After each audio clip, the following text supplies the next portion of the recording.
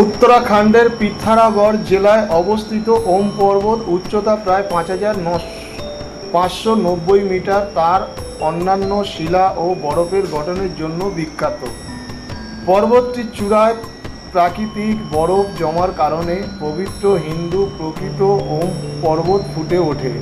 এটি ভারত নেপাল সীমান্তের কাছে বিখ্যাত কৈলাস মানব সরোবর যাত্রাপথে একটি প্রধান সড়ক।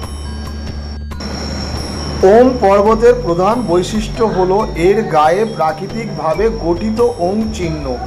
বিশ্বাস করা হয় যে শিব পুরাণ অনুসারে মহাবিশ্ব সৃষ্টির পূর্বে ওম এর উৎপত্তি হয়েছিল তুষারপাতের ফলে কালো পাথরের ওপর জমা হওয়া বরফ নিখুঁতভাবে এই পবিত্র অক্ষরটি আকার ধারণ করে, যা কোনো মানুষের তৈরি শিল্পকর্ম নয়। হিন্দু ধর্মে একে অত্যন্ত পবিত্র এবং একটি অলৌকিক প্রাকৃতিক সৃষ্টি বলে মনে করা হয়।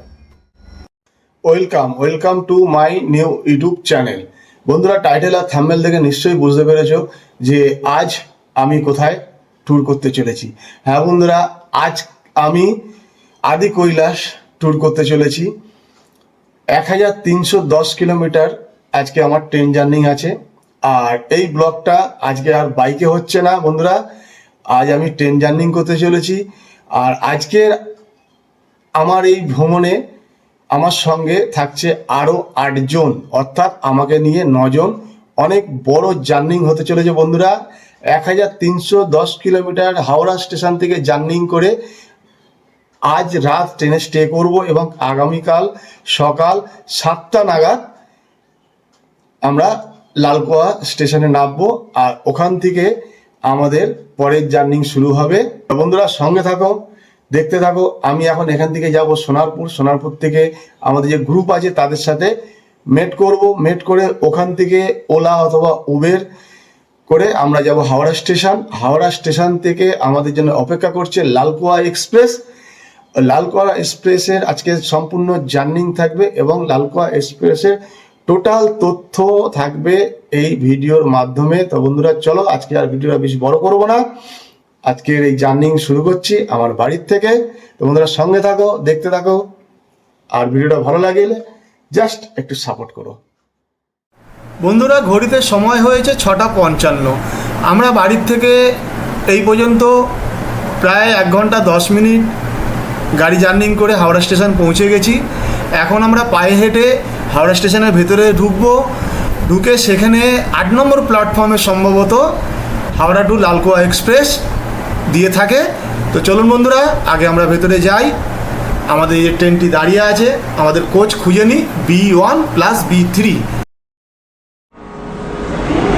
গুড মর্নিং বন্ধুরা, good morning from Howrah junction. তো বন্ধুরা, আমি এখন হাওড়া স্টেশনে আছি। আজ আমাদের জার্নি হতে চলেছে হাওড়া জংশন টু লালকুয়া। তো বন্ধুরা, আজ আমরা এই ট্রেনে জার্নি করব। এই হচ্ছে আমাদের ট্রেন।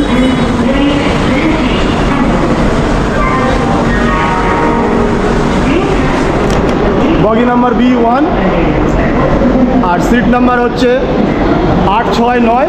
বন্ধুরা, আজকের আমরা একটাও লোয়ার সিট পাইনি, সবকটাই আপার। যাক, কিছু করার নেই, মহাদেব দর্শন তো করতে যাচ্ছি, তো একটু কষ্ট তো করতেই হবে। তো বন্ধুরা যার সঙ্গে থাকুন।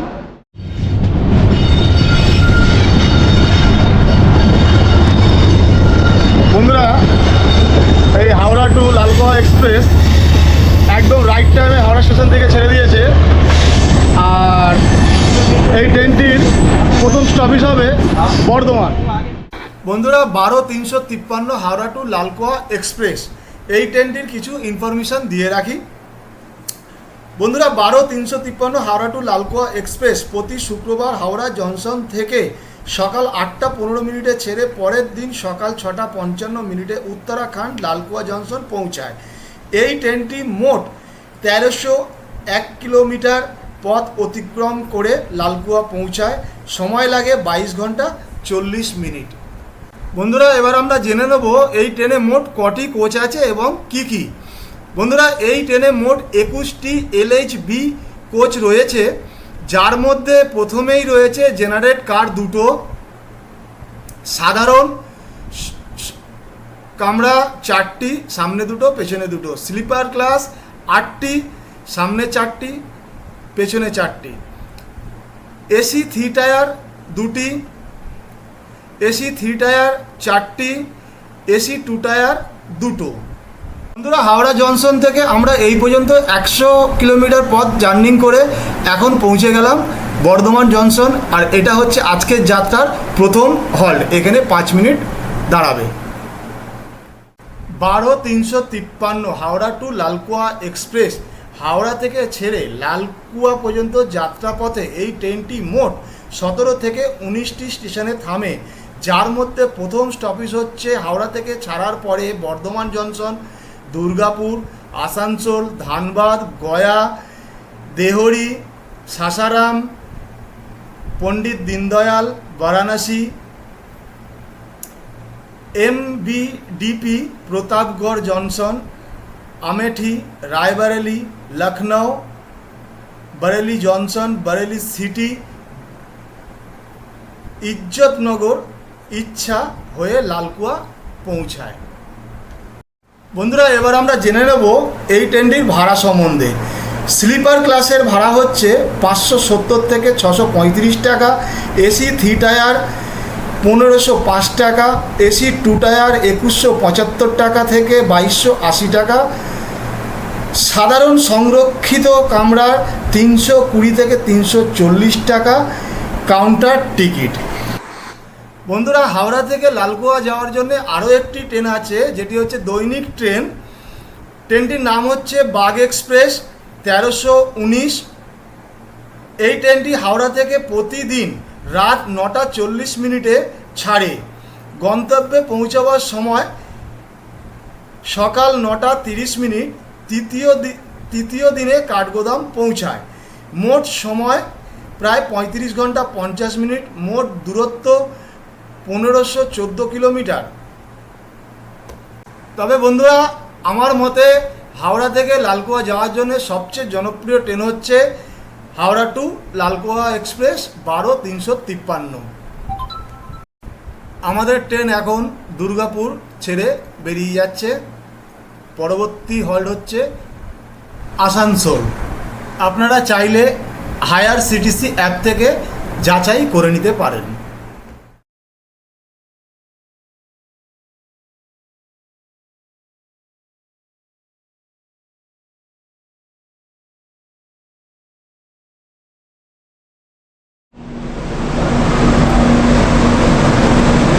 বন্ধুরা ঘড়িতে এখন সময় হয়েছে 12:03, আর আমাদের ট্রেন এসে পৌঁছেছে ধানবাদ। হাওড়া টু লালকুয়া এক্সপ্রেস, এটা হচ্ছে 4র্থ নম্বর প্ল্যাটফর্ম। এখানে হল্ট দিয়েছিল প্রায় 7 মিনিট।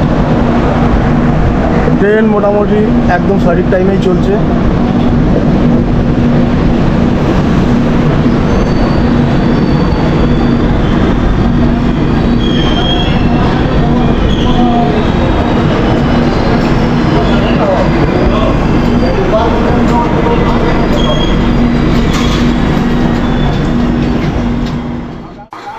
বন্ধুরা 12-353 হাওড়া টু লালকুয়া এক্সপ্রেস হাওড়া থেকে এই পর্যন্ত 456 কিলোমিটার জার্নি করে এখন পৌঁছে গেছে গয়া জংশন।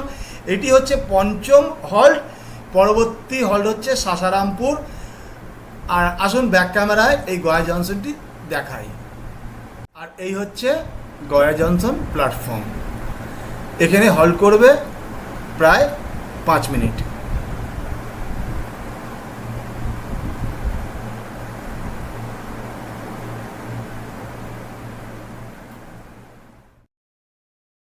বন্ধুরা এখন ঘড়িতে সময় হয়েছে 5:29, আর আমাদের Lalkuan express 12-353 Howrah to Lalkuan express এই পর্যন্ত 629 কিলোমিটার জার্নি করে এখন পৌঁছে গেছে পণ্ডিত দীনদয়াল উপাধ্যায়। এটি হচ্ছে 7 নম্বর হল্ট, আর ট্রেনটি 5 নম্বর প্ল্যাটফর্মে ঢুকছে।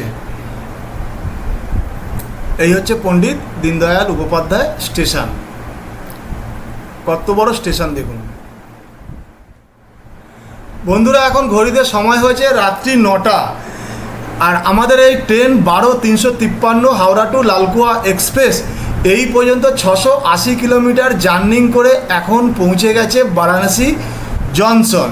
বন্ধুরা এই দেখুন কত বড় স্টেশন, আর এটি হচ্ছে 9 নম্বর হল্ট।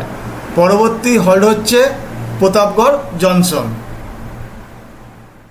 ট্রেনটি এখানে হল্ট করবে 5 মিনিট। আসুন ব্যাক ক্যামেরায় এই স্টেশনটা দেখাই।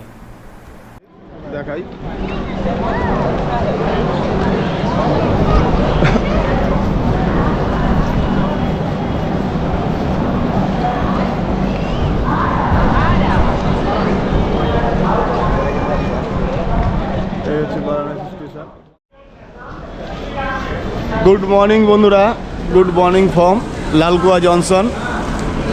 আমরা একদম সঠিক টাইমে ট্রেন থেকে নেমেছি।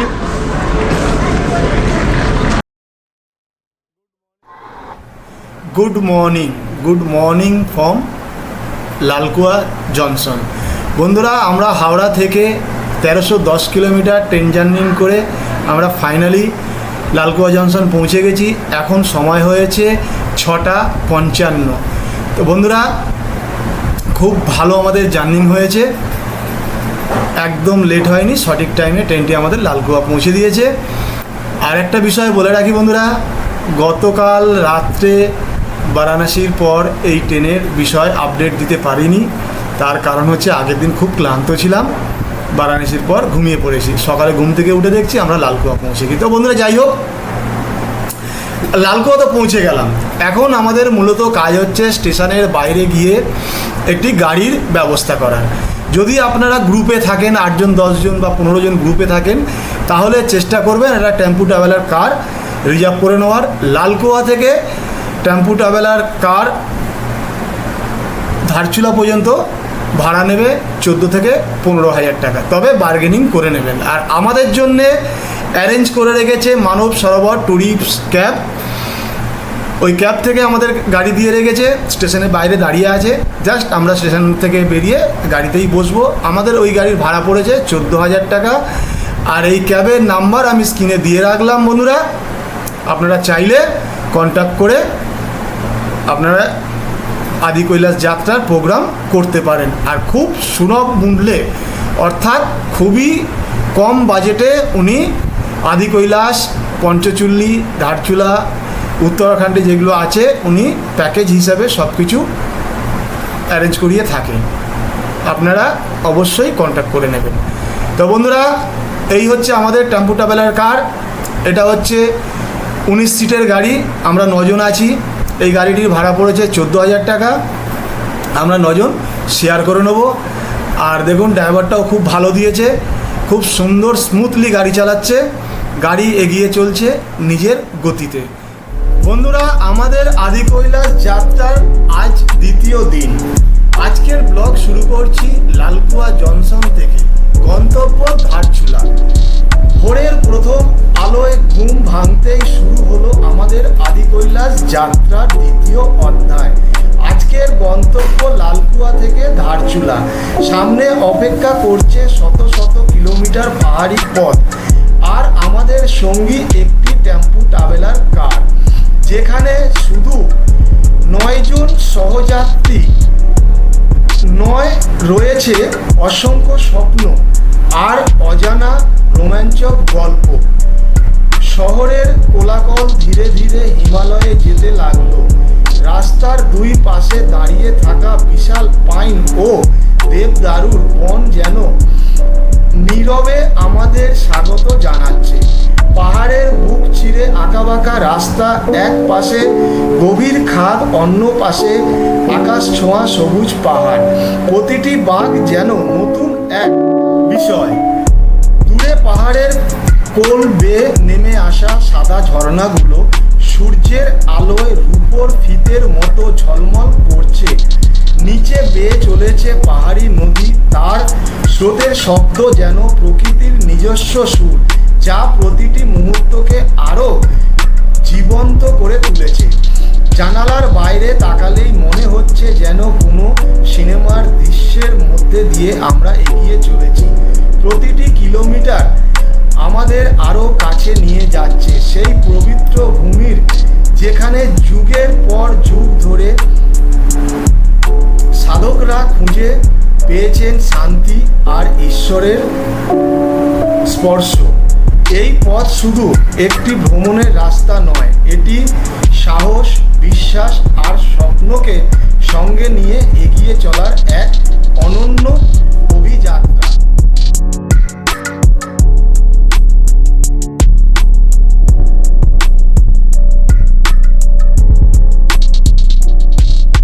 বন্ধুরা, আমরা লালকুয়া স্টেশন থেকে এই যে গাড়িটি দেখছেন, এই গাড়িটি আমাদের রিজার্ভ করা হয়েছে ধারচুলা পর্যন্ত। আমরা এখন এই গাড়ি করে ধারচুলা যাব, আর লালকুয়া স্টেশন থেকে এই পর্যন্ত আমরা 1 ঘন্টা 10 মিনিট জার্নিং করে। আর এই হোটেলটিতে লাগানো হয়েছে, এখানে আমরা জাস্ট একটু ব্রেকফাস্ট করে নেবো, একটু চা খেয়ে নেবো, হালকা একটা ব্রেক নেওয়া হয়েছে। তো চলো বন্ধুরা, এখান থেকে আমরা চা এবং ব্রেকফাস্ট করে সামনের দিকে এগিয়ে যাই, ধারচুলার দিকে।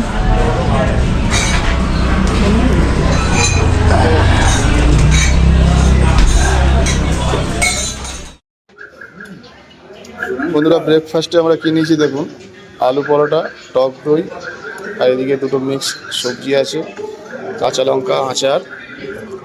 এই দিয়ে এখনকার ব্রেকফাস্টটা সেরে নেবো, নিয়ে তারপরে আবার এগিয়ে যাব ধারচুলার দিকে।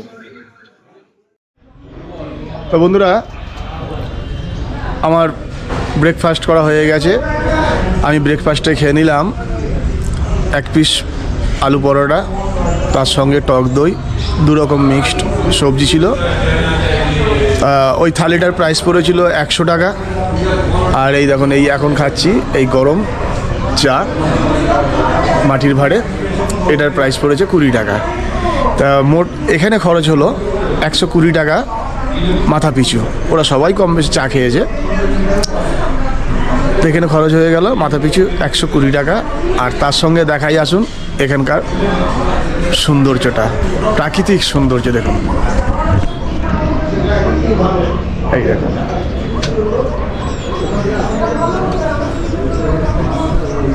এই দেখুন,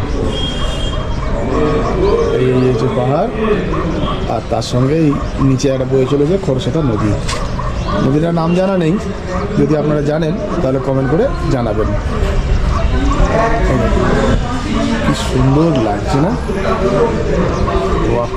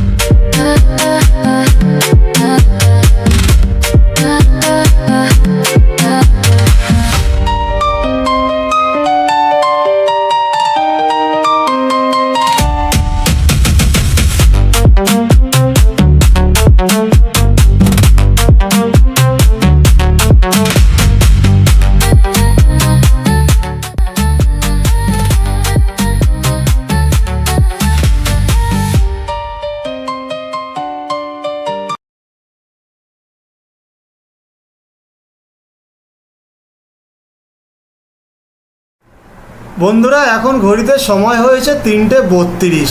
আমরা লালকুয়া থেকে 137 কিলোমিটার গাড়ি জার্নিং করে এখন পৌঁছে গেছি এখানে একটা রেস্টুরেন্টে। বন্ধুরা, আজকের লাঞ্চ আমরা এখানে সেরে নেব। তার কারণ হচ্ছে ধারচুলা যেতে যেতে আমাদের অনেক রাত হয়ে যাবে, প্রায় 9টা থেকে 9:30 হয়ে যাবে। বন্ধুরা, যদি এখন লাঞ্চ না করি তাহলে আজকে আর লাঞ্চ করাই হবে না। বন্ধুরা, এই যে হোটেলটি দেখছেন, এই হোটেলে আজকে আমরা দুপুরের লাঞ্চ সেরে নেব। এই হোটেলের নাম হচ্ছে আনন্দ। চলুন ভেতরে ঢুকে দেখাই। আর এই আমাদের গাড়ি পার্কিংয়ে আছে।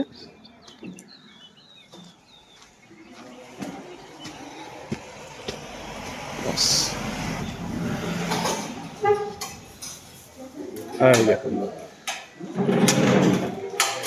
আমাদের বাকিরা খাওয়া স্টার্ট করে দিয়েছে।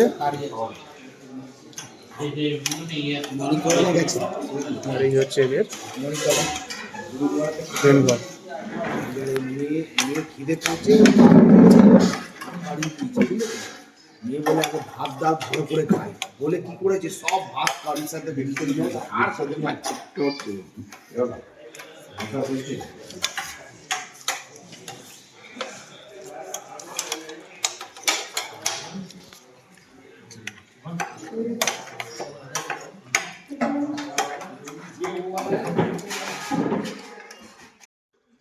বন্ধুরা, আমরা লাঞ্চ করে নিলাম, আর আমাদের এখানে টোটাল খরচা হয়েছে 1080 টাকা। এটা পরে ক্যালকুলেশন করে জানিয়ে দেবো পার হেড কত পড়ছে।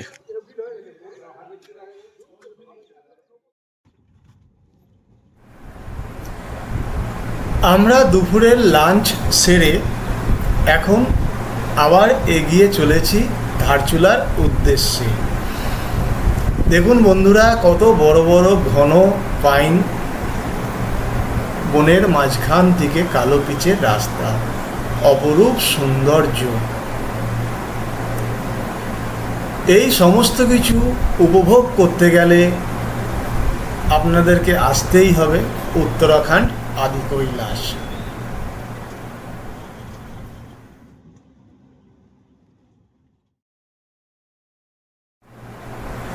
বন্ধুরা, ঘড়িতে এখন সময় হয়েছে 4:10। পাহাড়, ঝর্ণা, নদী সমস্ত কিছু দেখতে দেখতে আমরা চলে এলাম পিথোরাগড়। এটা হচ্ছে পিথোরাগড় শহর, বিরাট বড় শহর বন্ধুরা। এখানে ছোট বড় সব রকম স্টল এবং দোকান সমস্ত কিছু আছে। এছাড়াও এখানে রয়েছে হোমস্টে, হোটেল। আপনারা যদি মনে করেন তাহলে পিথোরাগড়েও আপনারা নাইট স্টে করতে পারেন। তবে আপনারা হোটেল বা হোমস্টে যাই না নিন না কেন, বার্গেনিং অবশ্যই করে নেবেন, নইলে কিন্তু বন্ধুরা ঠকতে হবে। আমার মতে বন্ধুরা, পিথোরাগড়ে নাইট স্টে না করে ধারচুলায় নাইট স্টে করুন, তাতে আপনাদের একটা দিন। বন্ধুরা, এখন ঘড়িতে সময় হয়েছে 5:22। আমরা একটু চা দোকানে দাঁড়িয়েছি একটু চা খাবো বলে, আর আপনাদেরকে ততক্ষণে এখানকার নদীর ভিউটা দেখাই।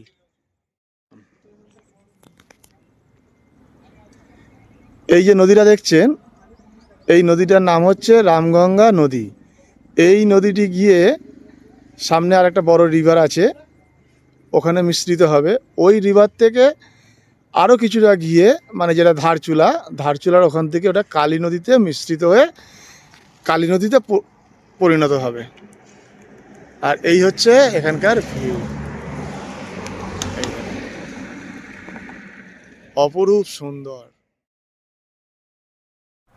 বন্ধুরা, এখন ঘড়িতে সময় হয়েছে 7:10।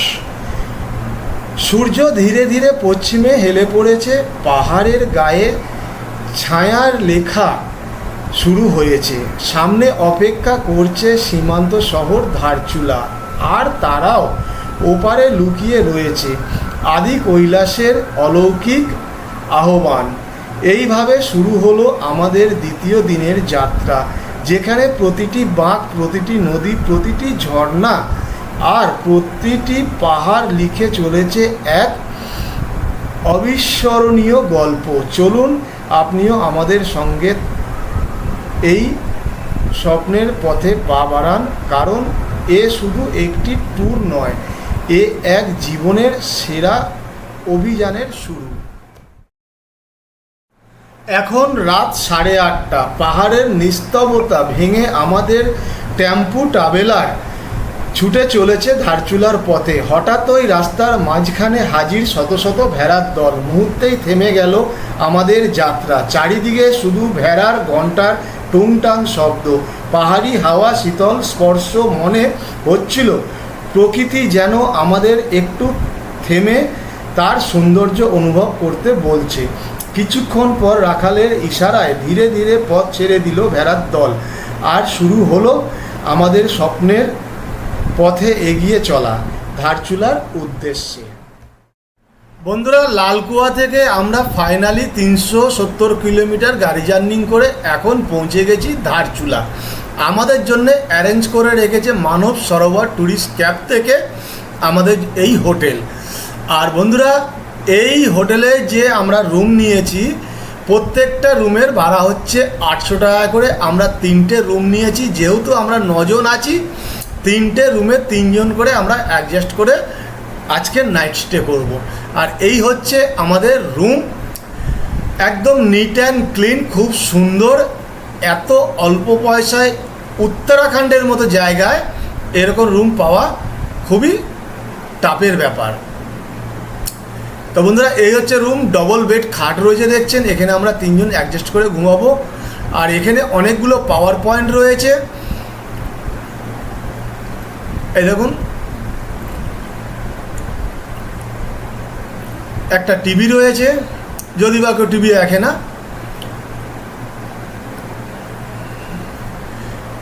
বাথরুমও একদম নিট অ্যান্ড ক্লিন যেমন হয়।